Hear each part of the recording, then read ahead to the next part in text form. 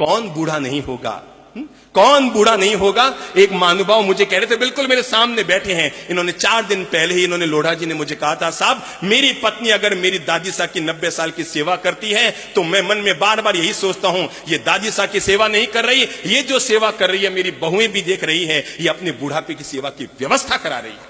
अगर इसने अपनी दादी की सेवा की तो इसकी बहुएं इसकी सेवा करेगी। जिसने अपने मां बाप की सेवा न की वो अपनी टाबरों से सेवा की कोई अपेक्षा कभी मत करना, कि उनके टाबर उनकी सेवा कर ले, आने वाली पीढ़ी ये तो बाप की भी बाप निकलने वाली है। कोई किसी की सेवा वेवा करने वाले नहीं है, तुम्हारे साथ रह जाए और 2 दूध रोटी खिला दे तो भी बॉस समझ लो। इसलिए अपने लिए मैं युवाओं से अनुरोध करना चाहूंगा, अपने घर परिवार के लिए संकल्प लो कि हम घर के बड़े बुजुर्गों की सेवा करेंगे। तकदीर वाले होते हैं जिनके घर में बड़े बुजुर्ग दादा दादी होते हैं। पत्नी को जीवन भर संभाल लेना, बच्चों को जीवन भर संभाल लेना। एक बार थोड़ा सा सोचो, जब वो गरीब थे तब भी तुम्हारी पढ़ाई के लिए खर्चा करते उन्होंने एक बार भी नहीं सोचा था।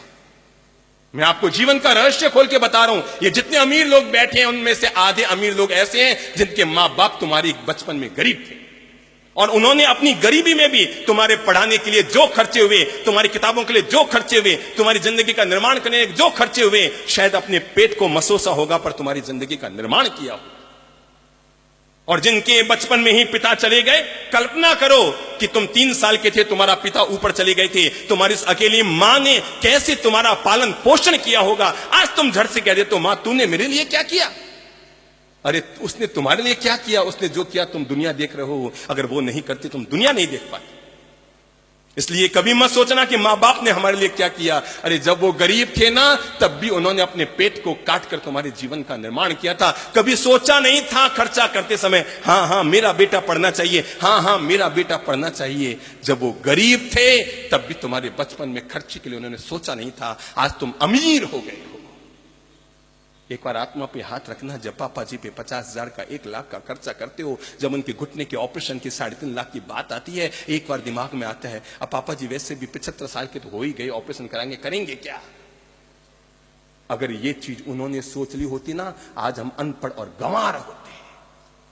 हमारे बचपन में अगर उन्होंने ये सब चीजें सोच ली होती कि पढ़ा लिखा कर करना क्या है, बच्चा तो यही बड़ा हो जाएगा, यूं ही जी लेगा, अरे मेहनत से पैसे कमाते हैं इसके लिए थोड़ी कमा रहे हैं, तो जरा सोचो आज आप रोटी रोटी के मोहताज होते।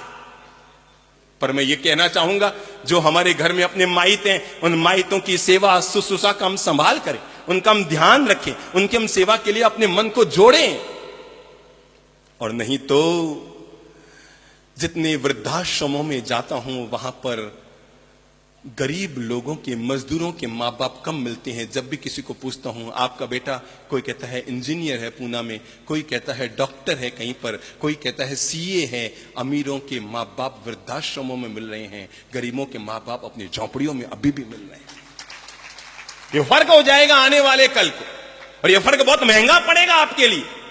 जमानों में आपको सही कह रहा हूं, ये जो फर्क पैदा होता जा रहा है इस पीढ़ी में, आने वाले कल के लिए आपके लिए बहुत महंगा पड़ेगा। अरे अपन लोग तो फिर भी अपने माँ बाप को निभा देंगे, पर मैं आपको बता दूं, आने वाली पीढ़ी ऐसे आने वाली है, ऐसी उपज आने वाली है, वो अपन को पूछेंगे, पापा आप मुझे डांट रहे हैं, आपको क्या हक है?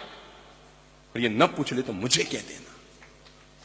इसलिए वयोवृद्ध लोगों के लिए मैं कुछ कहूं इससे पहले आप लोगों को सावधान करने के लिए कह रहा हूं कि हम आने वाले कल का अच्छा निर्माण करें।